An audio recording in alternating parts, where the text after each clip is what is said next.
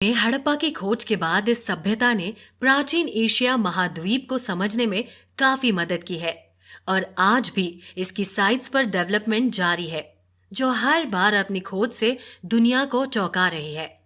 और अभी तक यहाँ मिली चीजों को जोड़कर और उन पर रिसर्च कर इतिहासकार और आर्कियोलॉजिस्ट यही समझने की कोशिश कर रहे हैं कि सिंधु सभ्यता कैसी दिखती थी। वही सभ्यता को कई आर्कियोलॉजिस्ट सरस्वती सभ्यता और वैदिक सभ्यता भी कहते हैं।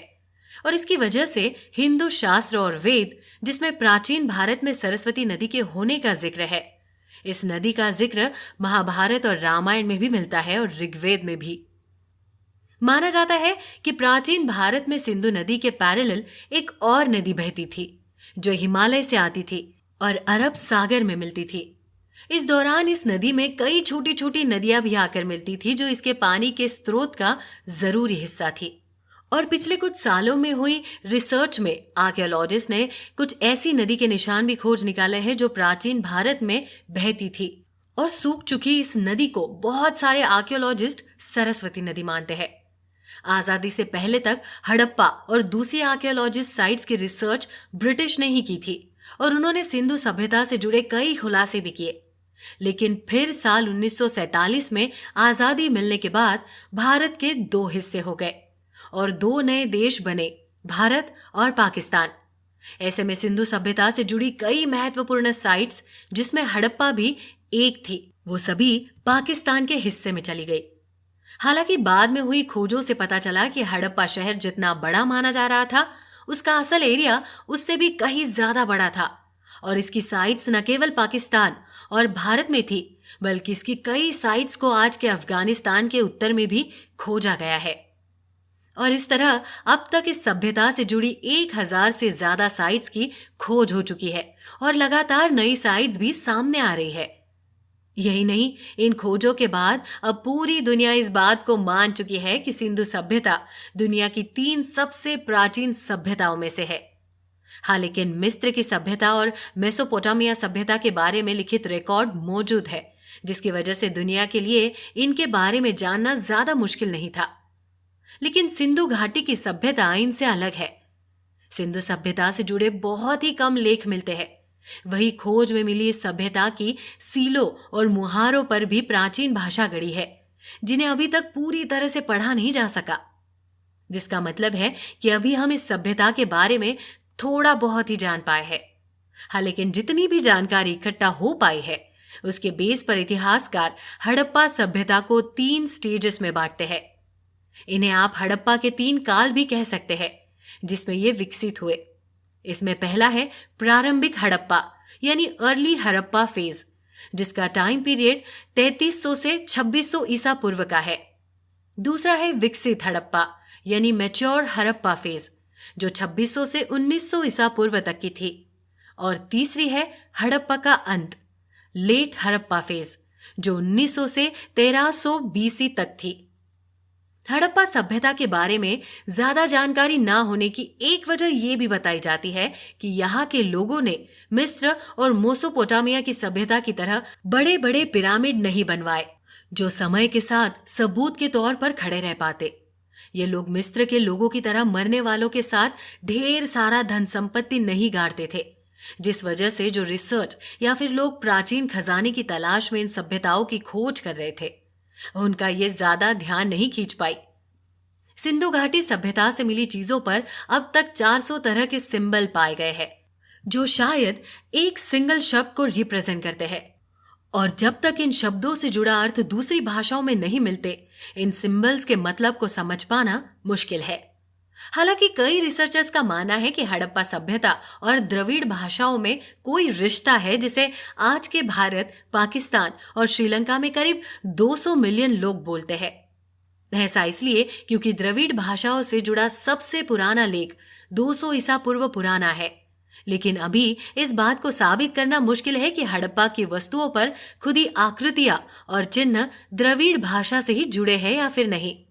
3500 ईसा पूर्व हड़प्पा सभ्यता का विकास शुरू हुआ था, जिसे प्रारंभिक हड़प्पा कहा जाता है। इस दौरान सिंधु घाटी सभ्यता ने शहरीकरण की तरफ कदम रखना शुरू कर दिया था और यह व्यापार का मुख्य केंद्र बनकर उभर रही थी। वही राजनपुर रावी नदी से 77 किलोमीटर उत्तर पूर्व में था। इन जगहों पर खुदाई के दौरान मानव निर्मित कई कलाकृतियां मिली है, जो इस जगह मिलने वाले पत्थरों से नहीं बनी है। जैसे हड़प्पा कुछ सालों पहले ग्राइंडिंग के पत्थर मिलते थे, जो यहाँ पर नहीं बल्कि मूल रूप से राजनपुर के उत्तर में मौजूद किराना हिल्स में ही पाए जाते थे। और हड़प्पा में इन पत्थरों के मिलने का मतलब था कि इन्हें उस समय किराना हिल्स से यहाँ लाया जाता था। वही खुदाई में कुछ और खास तरह के पत्थर भी मिले, जो सिर्फ अफगानिस्तान के पश्चिम में मौजूद सुलेमान पहाड़ों पर ही पाए जाते हैं। इतनी दूर दूर से पत्थर और मिट्टी को हड़प्पा में लाने के पीछे का कारण तो यही हो सकता है कि उस समय घरों और भवनों को बनाने या फिर किसी खास तरह की नक्काशी के लिए इन पत्थरों का आयात निर्यात होता होगा, जो इस ओर इशारा करता है कि हड़प्पा उस समय दक्षिण एशिया महाद्वीप पर व्यापार का केंद्र था। वही प्रारंभिक हड़प्पा काल, जो 3500 से 2600 ईसा पूर्व तक का था, उस समय जो घर और भवन बनाए जाते थे उसमें सिर्फ मिट्टी की ईंटों का इस्तेमाल होता था, जिनकी साइज 1:2:4 के रेशो में फिक्स था। और इन्हीं ईंटों से हड़प्पा सभ्यता के सारे शहरों का निर्माण हुआ था। इस सभ्यता की एक और महत्वपूर्ण साइट जलीलपुर हड़प्पा से 72 किलोमीटर दूर दक्षिण पश्चिम में थी। इस दौरान इस सभ्यता का विकास रावी नदी के किनारे हुआ। प्रारंभिक हड़प्पा सभ्यता से जुड़ी और भी कई चीजें आर्कियोलॉजिस्ट को मिली है, जैसे टेराकोटा की बनी जानवरों और इंसानों की मूर्तियां और बच्चों के खिलौने। वही अब तक इसके कोई प्रमाण तो नहीं मिले हैं। हाँ, लेकिन इतिहासकारों की माने तो उस समय हड़प्पा के शहरों में कपड़ों का उत्पादन और व्यापार भी होता था, जिसका अंदाजा खुदाई में मिले उन चीजों से लगाया जाता है जिन पर कपड़े के निशान बने हैं या फिर महिलाओं को वस्त्रों के साथ दिखाया गया है। और सभी खोजें ये दिखाती है कि सिंधु घाटी सभ्यता एक विकसित सभ्यता थी, जहां पर खेती बाड़ी के अलावा व्यापार और कला भी जीवन का अहम हिस्सा था। प्रारंभिक हड़प्पा सभ्यता के समय यहाँ पर कितने लोग रहा करते होंगे, इसका पता तो नहीं लगा पाया है। स्कॉलर्स की माने तो प्रारंभिक सभ्यता के समय यहाँ के लोग सिर्फ 10 हेक्टेयर में ही सिमटे हुए थे, जिसे जुड़ी एक साइड उत्तर में और दूसरी दक्षिण में थी। लेकिन धीरे धीरे इन्होंने दूसरे इलाकों में रहना शुरू किया था और 2800 ईसा पूर्व तक इस सभ्यता का आकार काफी बड़ा हो चुका था, जिसे कोट डीजी फेस कहा जाता है। इस समय तक हड़प्पा शहर 25 हेक्टेयर तक में फैल चुका था, जिसकी रक्षा के लिए शहर के चारों तरफ बड़े बड़े मिट्टी के दीवारें बनाई गई थी, ताकि बाहरी आक्रमणकारियों से बचा जा सके। हाँ, लेकिन जहां पहले कंस्ट्रक्शन के लिए हाथ से बनाई गई मिट्टी के ईंटों का इस्तेमाल हो रहा था, वही अब इसके लिए मोल्ड मौजूद थे, जिनसे ईंटें तैयार की जाती थी। घरों और भवनों में समान आकार की ईंटों का इस्तेमाल होता था, लेकिन शहर की दीवारों को बनाने के लिए बड़ी ईंटों का इस्तेमाल होता था। वही अब धीरे धीरे शहरों का आर्किटेक्चर पहले से ज्यादा पेचीदा होने लगा था। घरों और भवनों के लिए पहले जमीन में ईंटों से नींव तैयार की जाती थी। माने अब लोग समझ चुके थे कि उन्हें टिकाऊ घर कैसे बनाने हैं। यही नहीं, अब लोगों ने घरों में नहाने के लिए स्नान घर बनाना भी शुरू कर दिया था और गंदे पानी को बाहर निकालने के लिए ड्रेनेज सिस्टम भी डेवलप कर लिया था। ये बहुत चौंकाने वाली और अद्भुत बात है कि उस समय के लोग अपनी साफ सफाई को लेकर इतने जागरूक हो गए थे। साथ ही वो इतने विकसित हो चुके थे कि ऐसे आविष्कार करने लगे थे जो उनके जीवन को और बेहतर बना रही थी।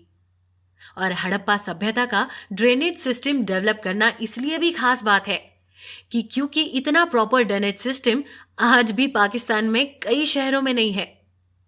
वही इतने आधुनिक सिस्टम मिस्र और मेसोपोटामिया की सभ्यता में भी मिलते हैं, जिसका मतलब ये है कि दक्षिण एशियाई महाद्वीप में जन्मी ये सभ्यता उस समय सबसे ज्यादा विकसित थी और आज से हजारों साल पहले एक आधुनिक काल को जी रही थी। 2600 बीसी में हड़प्पा सभ्यता ने अपने दूसरे चरण में कदम रखा था और अब तक ये सभ्यता आज के शहरों जितनी ही डेवलप हो चुकी थी। इन्हें पानी की अहमियत पता थी, साथ ही ये पानी को बचाना भी जानते थे। जमीन से पानी को निकालने के तरीके खोजे जा चुके थे, इसलिए हर घर में अब कुएं बनने लगे थे।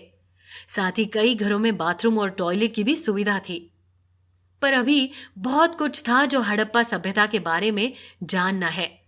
और अगले एपिसोड में हम जानेंगे 2600 से 1900 ईसा पूर्व में सिंधु घाटी सभ्यता